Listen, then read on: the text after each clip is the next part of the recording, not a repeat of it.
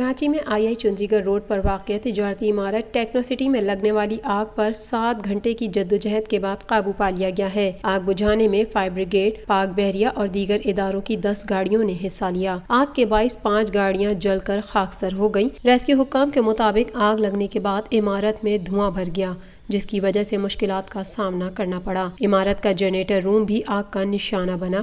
Diesel جلنے کی وجہ سے عمارت کے اندر بہت زیادہ دھواں ہو گیا تھا۔ چیف فائر آفیسر تحسین احمد نے ذرائع ابلاغ عامہ کو واقعہ کا پس منظر بتاتے ہوئے کہا کہ آگ عمارت کی تیسری منزل پر لگی تھی۔ ڈک کو خالی کیا جائے، وہاں تاروں کی تعداد بہت زیادہ ہے۔ میئر کراچی وسیم اختر جائے حادثہ پر پہنچے اور امدادی کارروائیوں کا معائنہ کیا۔ اس موقع پر میڈیا سے بات چیت میں وسیم اختر نے کہا کہ آگ 5:10 پر رپورٹ ہوئی تھی۔ ہمارے پاس جو سامان ہونا چاہیے تھا وہ نہیں تھا۔ ہمیں سامان اور آلات کے لیے کوئی فنڈز نہیں دیے گئے۔ الحمدللہ آگ پہ پورا کنٹرول کر لیا ہے KMC کے فائر ڈپارٹمنٹ نے۔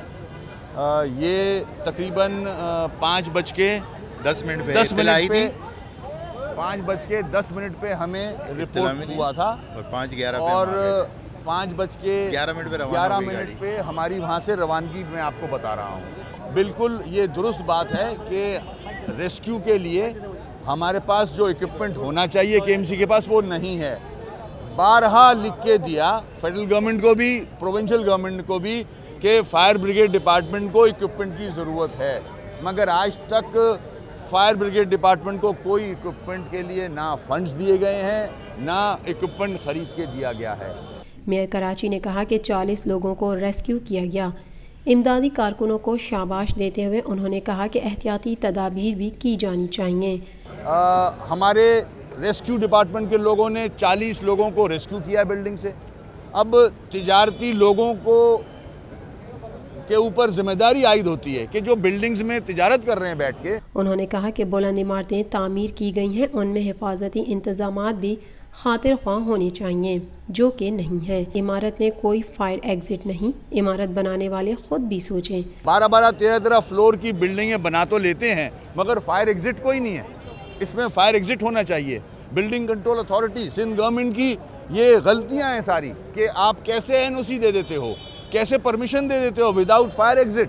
ساری کھڑکیاں بند کی ہوئی ہیں، سیلڈ کی ہوئی ہیں، دھواں کہاں سے نکلے گا؟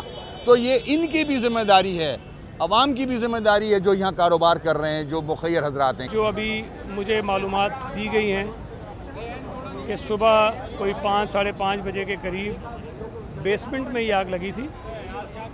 ابھی کچھ کہنا تو قبل از وقت ہے، لیکن غالب امکان یہی ہے کہ شاید یہ شارٹ سرکٹ کی وجہ سے ہوئی ہے کہ الیکٹرک سے کچھ شکایت لوگوں کی ضرور ہے کہ انہوں نے بجلی منقطع کرنے میں کچھ تھوڑا سا شاید وقت لیا، لیکن میں سمجھتا ہوں کہ اللہ کا بڑا کرم ہے۔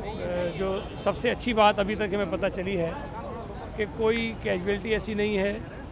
جتنے لوگ بلڈنگ میں تھے ان میں سے اکثریت باہر آ چکی ہے، اور ابھی فائر بریگیڈ کا عملہ اور جو نیوی سے فائر بریگیڈ آئی ہے ان کے جو لوگ ہیں وہ اوپر گئے ہوئے ہیں، ایک فلور کو وہ سرچ کر رہے ہیں، اور اگر کوئی شخص اس بلڈنگ میں بھی رہ گیا ہے تو اس کو نکال رہے ہیں۔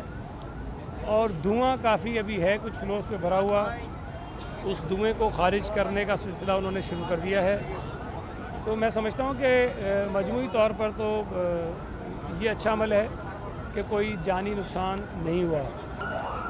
ایک اور چیز جو کل چیف منسٹر صاحب نے اپنی بجٹ کی جو وائنڈنگ کرتے ہوئے انہوں نے تقریر کی تھی، اس میں انہوں نے یہ بتایا کہ سندھ گورنمنٹ نے 104 میٹر کی سنارکل بھی تیار کر لی ہے، تقریباً آخری مراحل میں ہے، اور چند دنوں میں انشاءاللہ تعالی وہ بھی ہم KMC کے حوالے کریں گے، فائر بریگیڈ ڈپارٹمنٹ کے حوالے کریں گے۔ اور 10 فائر ٹینڈرز ہیں جس میں سے 3 کراچی کو دیے جائیں گے، 7 جو ہیں وہ اندرون سندھ جو مختلف ہمارے اضلاع ہیں ان کو دیے جائیں گے۔ تو یقیناً یہ جو نیا ایکوپمنٹ ان کو ملے گا تو ان کی جو صلاحیتیں ہیں اس میں مزید اضافہ ہوگا۔